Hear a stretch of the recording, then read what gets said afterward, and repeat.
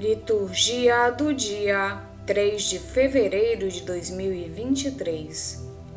Memória de São Brás, bispo e mártir, e Santo Oscar, bispo. Primeira leitura. Leitura da carta aos Hebreus. Irmãos, perseverai no amor fraterno. Não esqueçais a hospitalidade, pois graças a ela alguns hospedaram anjos, sem o perceber.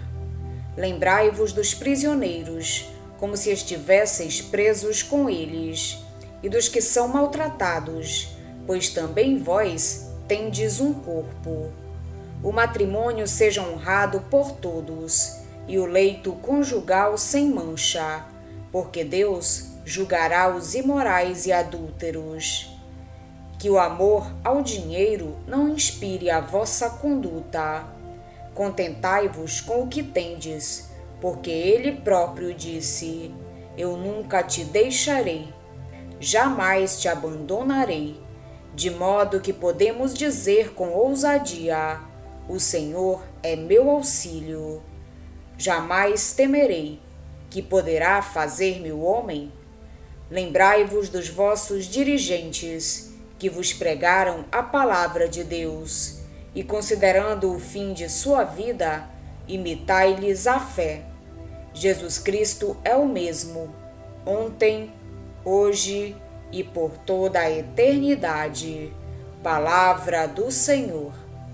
Graças a Deus. Salmo responsorial é o de número 26. O Senhor é minha luz e salvação. O Senhor é minha luz e salvação. O Senhor é minha luz e salvação. O Senhor é minha luz e salvação. De quem eu terei medo? O Senhor é a proteção da minha vida. Perante quem eu tremerei?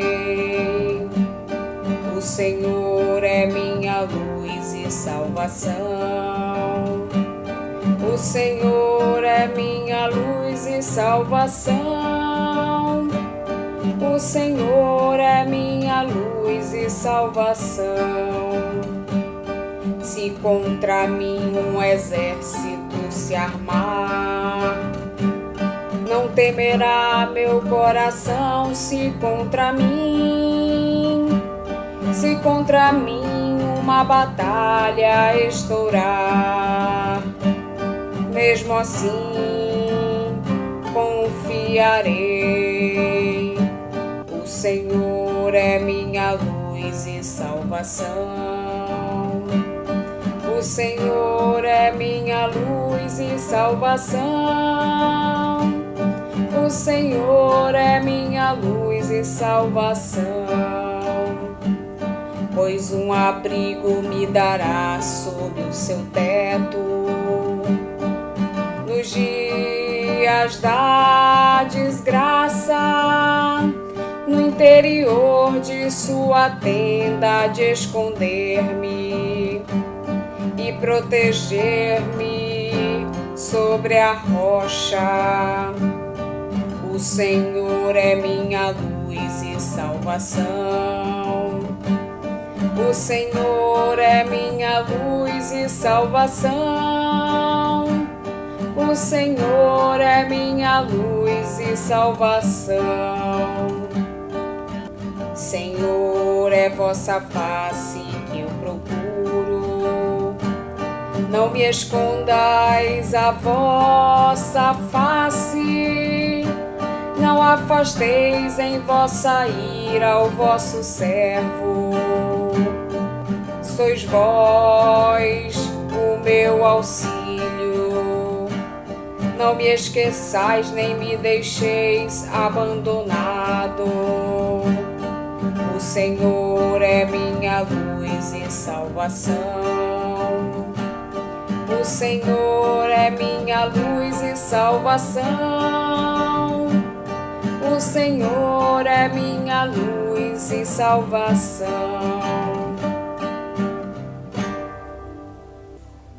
Evangelho de Jesus Cristo, segundo São Marcos. Naquele tempo, o rei Herodes ouviu falar de Jesus, cujo nome se tinha tornado muito conhecido. Alguns diziam: João Batista ressuscitou dos mortos. Por isso, os poderes agem nesse homem. Outros diziam: é Elias. Outros ainda diziam: é um profeta como um dos profetas. Ouvindo isto, Herodes disse: ele é João Batista. Eu mandei cortar a cabeça dele, mas ele ressuscitou. Herodes tinha mandado prender João e colocá-lo acorrentado na prisão. Fez isso por causa de Herodíades, mulher do seu irmão Filipe, com quem se tinha casado. João disse a Herodes: não te é permitido ficar com a mulher do teu irmão. Por isso, Herodíades o odiava e queria matá-lo, mas não podia. Com efeito, Herodes tinha medo de João, pois sabia que ele era justo e santo, e por isso o protegia. Gostava de ouvi-lo, embora ficasse embaraçado quando o escutava. Finalmente, chegou o dia oportuno. Era o aniversário de Herodes. E ele fez um grande banquete para os grandes da corte, os oficiais e os cidadãos importantes da Galileia. A filha de Herodíades entrou e dançou, agradando a Herodes e seus convidados. Então o rei disse à moça: pede-me o que quiseres e eu te darei. E lhe jurou, dizendo: eu te darei qualquer coisa que me pedires, ainda que seja a metade do meu reino. Ela saiu e perguntou à mãe: que vou pedir? A mãe respondeu: a cabeça de João Batista. E voltando depressa para junto do rei, pediu: quero que me des agora, num prato, a cabeça de João Batista. O rei ficou muito triste, mas não pôde recusar. Ele tinha feito o juramento diante dos convidados. Imediatamente, o rei mandou que um soldado fosse buscar a cabeça de João. O soldado saiu, degolou-o na prisão, trouxe a cabeça num prato e a deu à moça. Ela a entregou à sua mãe. Ao saberem disso, os discípulos de João foram lá, levaram o cadáver e o sepultaram. Palavra da salvação. Glória a vós, Senhor. Chegamos ao fim da carta aos Hebreus. O seu autor dá orientações concretas para a vida dos cristãos: perseverança no amor fraterno, hospitalidade, ajuda aos presos e a outros que estão em situação de sofrimento. Todos formam conosco um só corpo. Depois, trata da santidade com que o matrimônio há de ser vivido. Ele é, de fato, um caminho de santidade. Prossegue alertando para a tentação de nos deixarmos envolver pela avareza. Jesus é a nossa verdadeira riqueza. O Pai sabe do que precisamos. Finalmente, há que recordar aqueles que nos pregaram o Evangelho e a heroicidade do seu testemunho. A fé em Jesus, morto e ressuscitado por nós, muda a nossa vida e as relações, dando plenitude à história humana. Jesus Cristo é o mesmo, ontem, hoje e pelos séculos.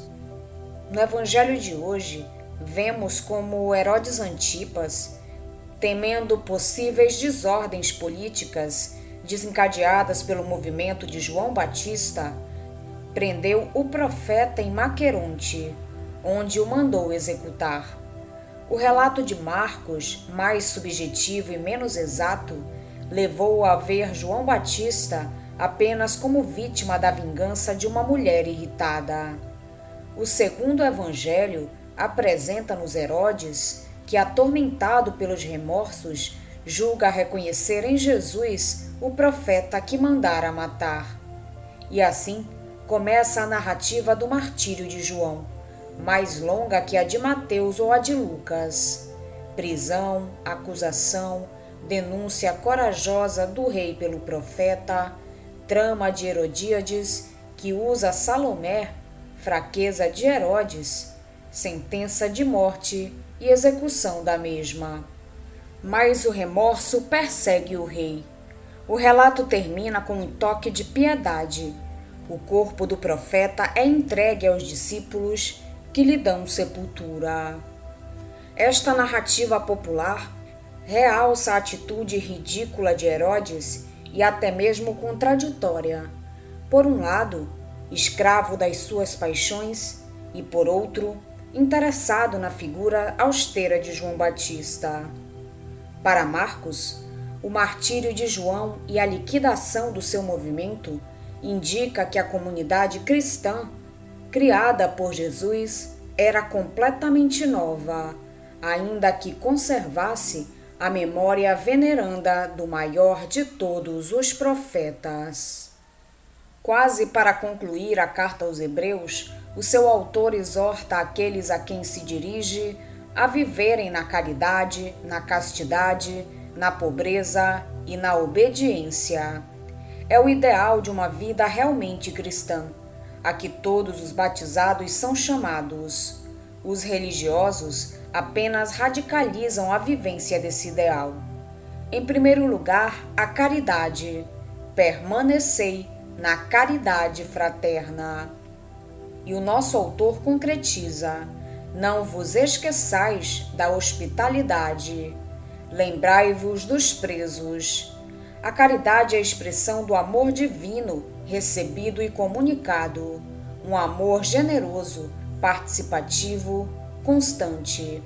A castidade, seja o matrimônio honrado por todos e imaculado o leito conjugal, pois Deus julgará os impuros e os adúlteros.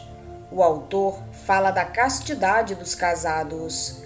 A castidade dos casados estimula a dos religiosos, mas a castidade dos religiosos, por sua vez, é sinal, ajuda e força para os outros. A pobreza, viveis sem avareza, contentando-vos com o que possuís. O espírito de pobreza, próprio de todos os cristãos, e a pobreza dos religiosos, vivida coerentemente, manifestam a nossa confiança em Deus. Assim, podemos viver confiadamente: o Senhor é o meu auxílio, não temerei. A obediência. Recordai-vos dos vossos guias, dos vossos chefes. Mais adiante lê-se: sede submissos e obedecei aos que vos guiam, que eles o façam com alegria e não com gemidos, o que não seria vantajoso para vós. Na caridade, na castidade, na pobreza e na obediência, vividas segundo a graça e a vocação de cada um, todos os discípulos de Cristo hão de tornar-se dom total a Deus e aos irmãos, tal como Jesus. De qualquer modo, cada um de nós é chamado a morrer a si mesmo, ao homem velho, ao egoísmo e ao orgulho que nos impede de viver com a disposição e a atitude de João Batista, que dizia: é ele que deve crescer e eu diminuir. Porque Jesus é sempre o mesmo, ontem, hoje e sempre. Quanto mais nos perdermos nos seus ensinamentos, ele que é o amor, mais saborearemos a verdadeira vida. Hoje a Igreja faz memória a São Brás, bispo e mártir, e Santo Oscar, bispo. São Brás foi bispo de Sebaste, Armênia, no século IV. Na Idade Média, o seu culto propagou-se por toda a Igreja. Santo Oscar nasceu na França no princípio do século IX e foi educado no mosteiro de Córbia, Alemanha. Em 826, partiu para a Dinamarca a fim de pregar a fé cristã, não obtendo, porém, muito resultado. No entanto, teve melhor êxito na Suécia. Foi eleito bispo de Hamburgo. O Papa Gregório IV, depois de confirmar sua eleição, nomeou o delegado pontifício para a Dinamarca e a Suécia. Encontrou muitas dificuldades no seu ministério de evangelização, mas superou-as com grande fortaleza de ânimo. Morreu em 865. Cada discípulo de Cristo tem a sua parte na tarefa de propagar a fé. Apesar disso, Cristo Senhor sempre chama dentre os discípulos aqueles que quer, para que estejam com Ele, e os envia a evangelizar os povos. Por isso, através do Espírito Santo, que distribui os carismas como quer para a utilidade comum, inspira a vocação missionária no coração de cada um e, ao mesmo tempo, suscita institutos na Igreja que assumam como missão própria a tarefa de evangelização, que pertence a toda a Igreja.